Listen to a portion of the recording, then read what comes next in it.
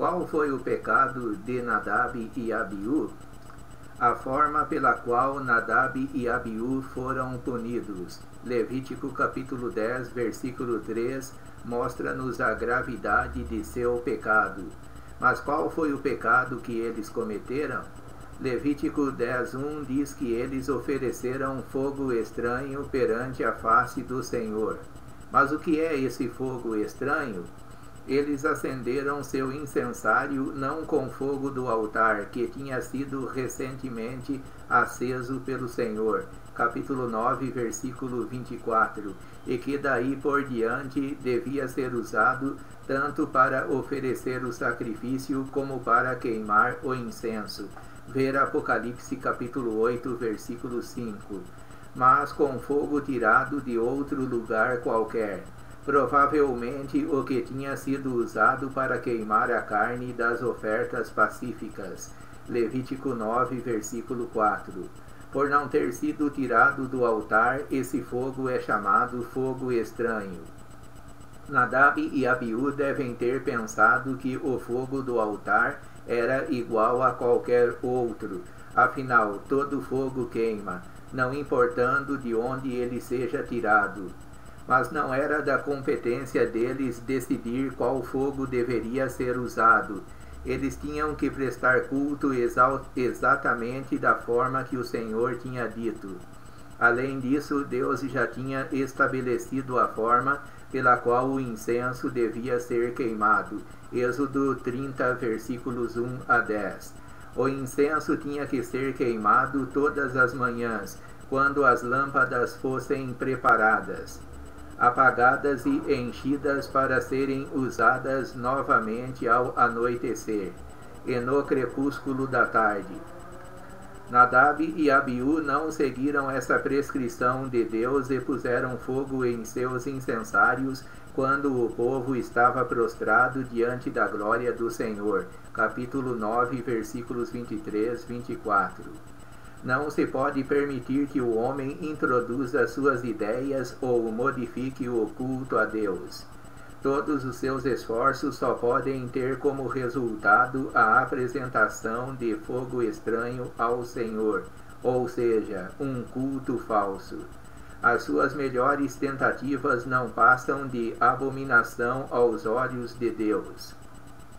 Nossa confissão de fé, no capítulo 21, parágrafo 1, diz que o modo aceitável de adorar o verdadeiro Deus é instituído por Ele mesmo, e é tão limitado pela sua própria vontade revelada que ele não pode ser adorado segundo as imaginações e invenções dos homens, ou sugestões de Satanás, nem sob qualquer representação visível ou de qualquer outro modo não prescrito nas Santas Escrituras.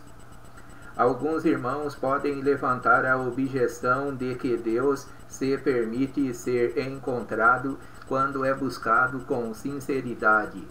Desta forma, o que importaria na adoração é a sinceridade do adorador. Mas quando o cristão se aproxima de Deus como um adorador, ele não é mais considerado como aquele que busca, mas como aquele que já foi achado pela graça. Lucas capítulo 19, versículo 10. O Filho do Homem veio buscar e salvar o que se havia perdido. E por isso ele responde a esta graça em adoração. E, nesse caso, se o seu incensário estiver abastecido com fogo estranho, ou seja, se oferecer a Deus um culto deformado, se colocar diante de Deus um culto recheado com suas próprias invenções e gostos, o resultado será a desaprovação de Deus. A palavra de Deus diz que onde está o Espírito do Senhor, aí há liberdade, segundo aos Coríntios capítulo 3, versículo 17. Mas essa liberdade está vinculada com o Espírito do Senhor, e Ele nos deu nas Sagradas Escrituras parâmetros que orientam a adoração cristã. Esses parâmetros regulam nossa liberdade de adoração. Somos livres no Espírito para fazer a vontade de Deus. A liberdade para contrariar essa vontade nunca procede do espírito.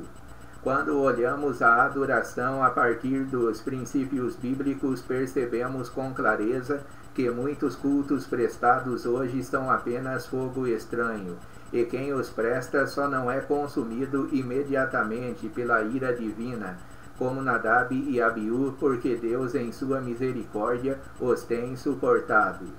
Mas, afinal, quais são os princípios que regem o culto cristão? De forma geral, podemos apresentá-los da seguinte forma. Primeiro princípio: o culto cristão tem que ser cristocêntrico. Isso quer dizer que Cristo tem que ser o centro do culto cristão. Por mais evidente que esse princípio possa parecer, nem sempre ele é seguido. Infelizmente, hoje existe um culto que segue um parâmetro bem diferente desse que foi apresentado. Trata-se do culto antropocêntrico, isto é, o culto que tem o homem como centro. Nesses cultos, a mensagem precisa agradar o homem. Os cânticos dão ênfase à satisfação humana. A doutrina anuncia a satisfação das necessidades materiais do homem e assim por diante. Cristo, nesses cultos, passa a ser apenas um nome usado para rechear uma doutrina corrompida baseada na imaginação humana. Esse culto é falso e jamais agradará a Deus. O Senhor só aceita o culto cristocêntrico. Segundo princípio, a adoração é uma resposta à graça de Deus. O culto cristão é uma resposta à graça que primeiro veio ao homem, salvou-o e capacitou-o a respondê-la. João diz que nós o amamos porque ele nos amou primeiro. 1 de João 5,19. Lembre-se que é Deus quem toma a iniciativa de procurar seus adoradores. João capítulo 4, versículo 23.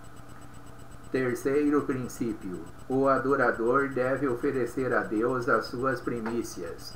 Em Êxodo e Levítico podemos ver claramente que nenhum adorador podia comparecer diante de Deus com as mãos vazias.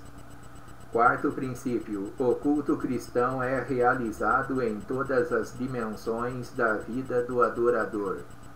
Esse princípio é muito esquecido porque os cristãos, de forma geral, confundem o culto cristão, que é o nosso culto integral ou racional, Romanos 12, 1, 2, com a igreja ou com o culto público. É por causa dessa confusão que vemos frequentemente o cristão dizer que vai ao culto, quando na verdade ele vai à igreja prestar um culto público ou comunitário. Ninguém pode ir ao culto porque o culto não fica em um determinado local. Ele não fica restrito às paredes do templo. Quando a mulher samaritana perguntou a Jesus qual era o local da verdadeira adoração, o Senhor respondeu: nem neste monte nem em Jerusalém adorareis o Pai, mas em espírito e em verdade. João capítulo 4, versículos 20, 21 e o 24. Esse mesmo ensino bíblico é transmitido por Paulo em 1 aos Coríntios, capítulo 10, versículo 31. Portanto, quer comais, quer bebais, quer façais qualquer outra coisa, fazei tudo para a glória de Deus. O ensino bíblico é que o culto cristão é uma vida de constante serviço e obediência a Deus. A adoração cristã é regida por certos princípios, fora dos quais não é possível prestar a Deus um culto verdadeiro. Esses princípios foram transmitidos pelo próprio Deus, na pessoa do Espírito Santo, nas Sagradas Escrituras, e nós, como adoradores salvos pela graça, devemos obedientemente orientar nossa adoração por esses princípios, para não cairmos no mesmo erro de Nadab e Abiú. Amém.